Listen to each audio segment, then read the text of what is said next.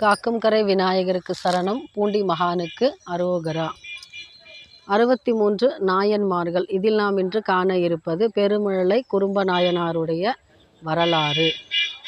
சோழ நாட்டின் உள்நாட்டாக விளங்கக்கூடிய மிழலை என்னும் நாட்டில் பெருமிழலை என்னும் ஊரின் தலைவராக விளங்கியவர் பெருமிழலை குறும்ப நாயனார். இன்றைய புதுக்கோட்டை மாவட்டத்தில் மல்லாங்குடி என்னும் கிராமத்தில் தேவர்மலை என்னும் ஊரை சார்ந்தவர். இதுவே அவருடைய அவதாரத்தலமும் முக்தித்தலமும் ஆகும். அவர் என்ன தொண்டு செய்தார்னு பார்க்கலாம். அவர் ஊர் தலைவர்னு சொன்னோம். அவர் அந்த ஊரில் இருக்கிற சிவனடியார்களுக்கு வேண்டிய பணிவிடைகளை விருப்பமுடன் செய்பவர்.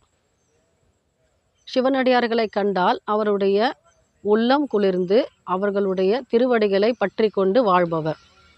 இடையறாத அன்பு சிவன் மேலையும் சிவன் அடியார்கள் மேலையும். அவருடைய காலத்தவர்னு சொன்னாக்கா சுந்தரமூர்த்தி நாயனாரை சொல்லலாம். திருநாவலூர் கோன்னு சிறப்பு பெயரால் அழைக்கப்படுபவர். வன் தொண்டன், சிவனோட அருளை முழுமையாக பெற்ற சுந்தரமூர்த்தி நாயனார். அவரை பற்றி கேள்விப்படுகிறார் குறும்ப நாயனார். அவருக்கு சுந்தரமூர்த்தி நாயனார் மீது அன்பும் பக்தியும் பெருகியது. அவரை தன்னுடைய குருவாக ஏற்றுக்கொண்டார்.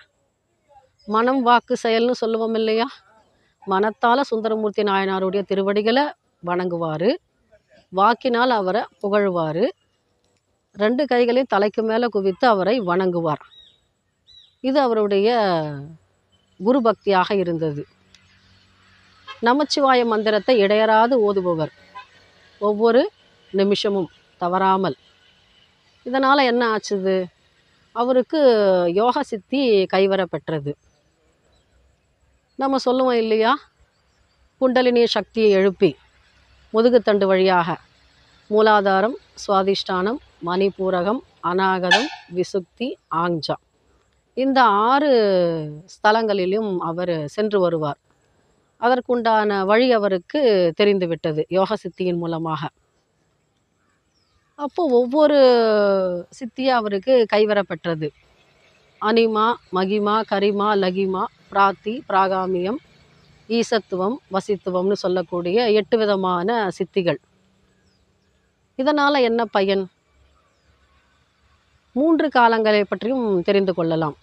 வருங்காலம் எப்படி இருக்கும் அப்படின்னு யோக சித்தி மூலமாக நாம் அறிஞ்சிக்க முடியும். அவர் நிஷ்டையில் ஆழ்ந்துடுவார். அதுதான் அவருடைய நியமமாக இருந்தது. குரு பக்தி, யோக சாதனை, இதில் 2லையும் அவர் சிறந்து விளங்கினார். யோக சித்தி மூலமாக என்ன செய்வார், உட்கார்ந்த இடத்துலையே தியானம் செய்தால் அவர் தேவர் உலகத்துக்கும் போக முடியும். கூடு விட்டு கூடு பாய்தல்னு சொல்லுவோம் இல்லையா, அந்த சக்தி அவருக்கு கிடைத்தது.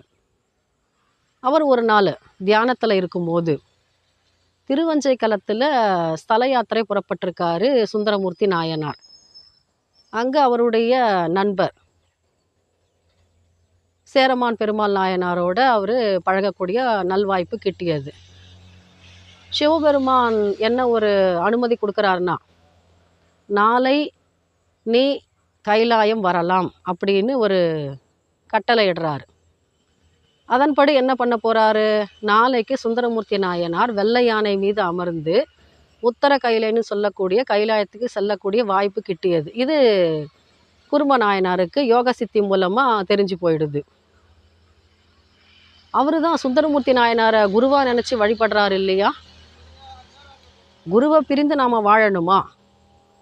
தெளிவு குருவின் திருமேனி காண்டல், தெளிவு குருவின் திருநாமம் செப்பல், தெளிவு குருவின் திருவார்த்தை கேட்டல், தெளிவு குருவுரு சிந்தித்தல் தானே திருமூலரோட வாக்கு. 10ஆம் திருமுறையான திருமந்திரத்தில் இந்த பாடல் நாம் பார்க்கலாம்.